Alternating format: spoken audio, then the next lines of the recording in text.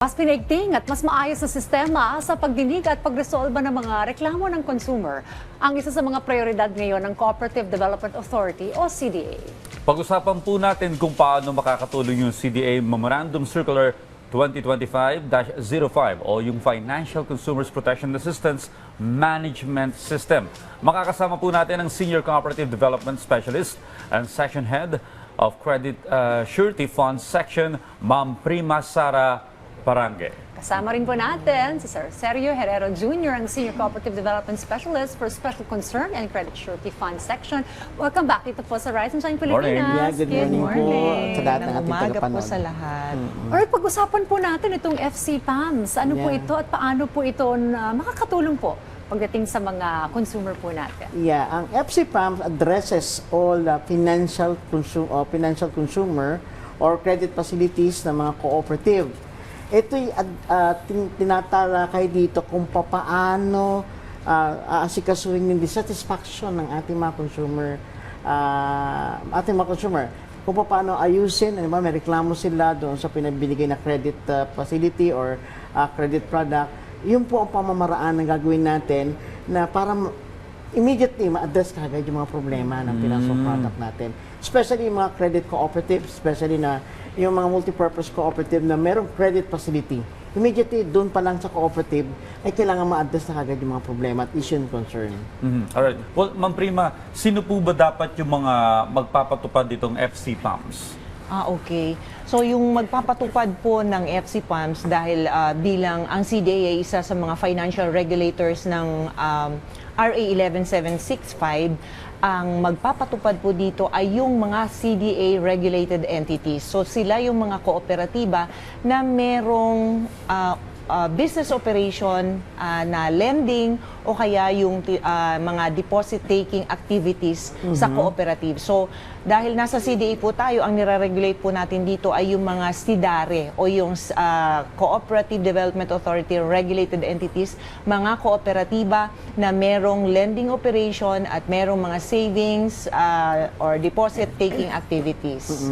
So, sila po yung magpapatupad nito dahil para po sa level pa lang ng kooperatiba ay meron ng mag-aayos doon sa mga reklamo o mga inquiries ng ating mga miyembro na sabihin na natin hindi satisfied doon sa mga produkto ng kooperatiba. Oo, maganda yun. May consumer feedback tayo. Yes, ano? oo, yes ma'am. Oo. Okay. So, ba't mahalaga po itong pag-establish ng Consumer Assistance Team? Okay, isa yan sa nire-required ng batas. That's why we conduct several orientation. Nag-start na kami ng orientation for large and medium cooperative this first semester. And the second semester we'll be having an orientation for small and credit cooperative o small and micro credit cooperatives. No?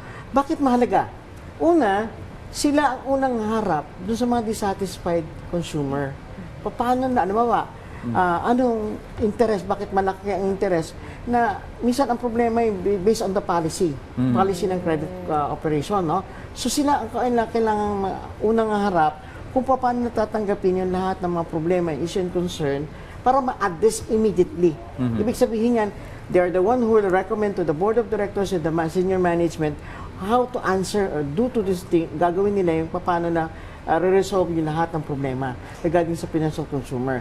Hindi na muna sila, kumbaga, immediately within their cooperative, isa-settle nila ang problema. Okay, nabanggit niyo sir yung consumer policy, yung madalas na itinatawag, ano? Well, ano pa po yung mga uri ng consumer requests o inquiry na madalas natatanggap ng Consumer Assistance Team? Okay. So ang kadalasan po kasi dyan, halimbawa, kung inquiry lang naman yan ay mga basic information lang na tinatanong nila, ano-ano ba yung mga uri ng pautang meron ang kooperatiba na available sa kanilang mga miyembro. O kaya, ano po yung mga interest rates, magkano ang interest rates sa ganitong klase ng pautang. So, yun yung mga inquiry lang. So, yung mga request naman natin, meron naman yung mga request na halimbawa pagbabago nung pagkakamali ng recording halimbawa, o kaya yung resibo, halimbawa ang resibo nila is 1,000, pero ang dapat pala 10,000 yung resibo. So, yun yung yung mga request ng pagbabago ng mga datos doon sa kooperatiba. O halimbawa, pagbabayad ng utang na hindi nare-record ng cooperative. So itong mga miyembro pupunta kaagad doon sa FC Pumps na yon through the Consumer Assistance Team para ayusin. So yun yung mga request na, o sige, baguhin niyo po yan kasi mali yung recording natin. So maaapektuhan kasi yung records ng mga miyembro, kaya sila ay pupunta doon. Yun yung mga simple na mga inquiry. Meron ding mga sabihin natin na mga complicated or complicated na queries kung saan paano ba kinumpute? Bakit ganito ang pataw ng interest sa amin? Masyadong mataas yung interest na ipinapataw o kaya nahihirapan yung ating mga miyembro para makapagbayad. So yung ganun yung mga reklamo o kaya mga inquiries and requests nila sa kanilang mga kooperatiba. Okay, so ano po ito, parang kumbaga may mabilis yung pag-respond dahil ito'y digital na, ganun po ba? Yes po, ma'am. Oo. Isa kasi doon sa right ng ating mga consumer ay dapat yung timely handling ng resolution ng mga reklamo ng mga miyembro kasi mahalaga sa kanila yung oras na dapat ma-address kaagad. May mga iba kasi na pagka nagreklamo ka dyan, inaabot ng ilang buwan. Tutulog yung Yes, complaint oo. at saka inquiry. Okay. Pero sino po yung naghahanda at nagsusumite ng mga reports nito? Ayun, so yung mga nag-aayos niyan sa reporting na yan, naghahanda ng reports na yan, ay yung tinatawag po nating Consumer Assistance Team. Sila kasi yung in charge doon sa implementation ng ating FC Pumps. No? Kasi mekanismo nga yung FC Pumps. So, ang overall in charge po doon ay tinatawag nating CAT. So from receiving ng mga complaints na galing sa mga miyembro hanggang sa reporting doon sa Board of Directors ay in charge doon ay yung CAT na tinatawag. But as to question, magre-report ba ang CAT sa CDA? Ang sagot po ng CDA dyan ay hindi na po kailangang mag-submit yung ating mga kooperatiba ayon doon sa, basta ang mahalaga lang po ay makasubmit sila doon sa Board of Directors nila for decision making. Reference ng ating mga Board of Directors para papaano ma-improve pa yung policies and procedures natin sa pag-aayos ng mga reklamo ng mga miyembro. Okay.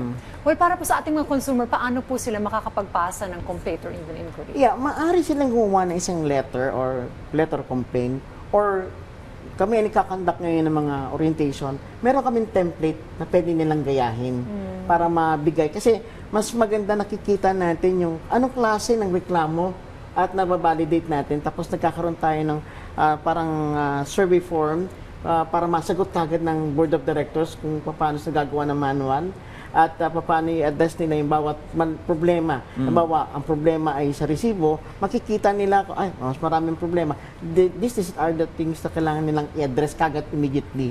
So, ganun ang mangyayari. So, meron kaming template na pwedeng kopyahin nila at they can design their own complaint template. Okay, again, after ng filing ng reklamo, ano po yung next step? Okay? Ang next step po doon ay alamin nung CAT, nung team, kung ito ba ay simple request lang or complex. Kasi mahaba kasi yung period, 45, inaalaw ng CDA dyan na within 45 days, ma-settle yung complaint na complex. Samantalang yung simple lang naman na simple query, dapat 7 days ma-settle yan. So bilang CAT, alam mo dapat kung paano i-handle at alam mo yung timelines sa pag-handle ng mga reklamo ng ating mga kasapi. So from there, sila din, yung CAT na yon, magmula sa receiving hanggang doon sa resolution ng isang reklamo ng isang miyembro ay dapat sila ang mag-settle talaga. Yung team, yung CAT na tinatawag natin. Okay. With regard to compliance ng mga paglalagay po ng system na ito, marami na po ba ang nakapaglagay na nito?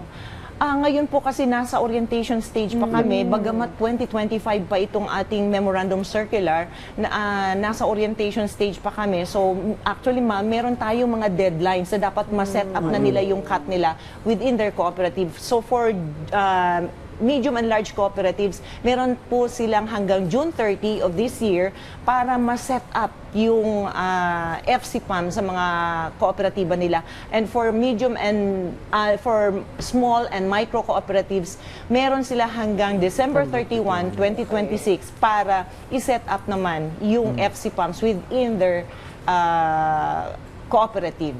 Well, bilang panghuli, Sir Sergio, baka meron kayong mga announcement para sa mga miyembro ng kooperatiba. Okay, this coming itong second semester, we'll be conducting our orientation. Expect for our orientation. Tingnan niyo po sa aming Facebook, sa CDA NCR Extension, para makita niyo yung mga announcement.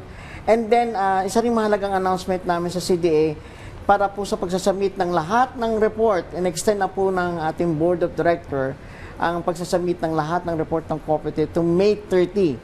So expect po na makapagkais po kayo, makapag-online report na po hanggang May 30 na po ang ating extension para po sa pagbibigay natin ng daan sa lahat ng ating kooperatiba. Well, maraming salamat po sa inyong oras. Dito po, Ma'am Prima Sara Paranggen, Sir Sergio Herrero Jr. mula po sa Cooperative Development Authority. Thank you very much. Thank you so much. Salamat. Good morning. Good morning.